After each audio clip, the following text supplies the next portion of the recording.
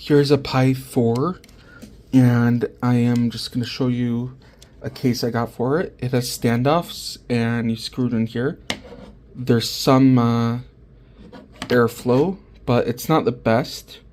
And a micro SD card slot, and if you want to, I guess, mount it to the wall or some hardware, you can. These holes do come through, but they're very small.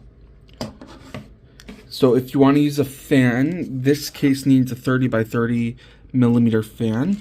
If you're not adding any other any other stuff to the GPIO, then the height wise should be fine too. And I'll just show you how there's some clearance. We'll first plug it in, of course. So you need to make sure to get the right GPIO pins, because otherwise it'll fry the fan or the Pi. So this was a 5-volt fan, so we're going to use the second and third GPIO pins on the right side, and you just plug it in completely.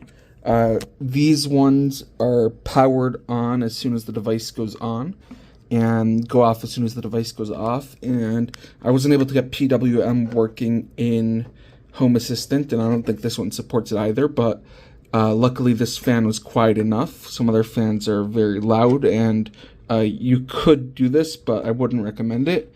You could put on the 3-volt GPIO pin instead of the 5-volt one and kind of undervolt it, and that way it will be less loud because it will deliver less power, but I would not recommend it. And as soon as you plug in the Pi to power, it will turn on the fan. And as soon as you unplug it, will turn off the fan. That's just the 5-volt one. With 3-volt, you'll need to configure it in software. And I went a bit overboard with the heat sinks. You probably don't really need one besides for the main processor. The other ones are kind of auxiliary, but I put them there because why not?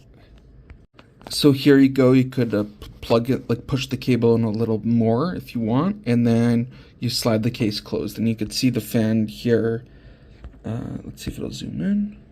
There. And then if you wanted to use the other GPIO pins, you could make use of them, but you will have limited space in this case. So I would only get the case if you're not going to play around with it too much, and you want to protect the Pi and cool it also, because the Pi 4 and the Pi 5 should be actively cooled.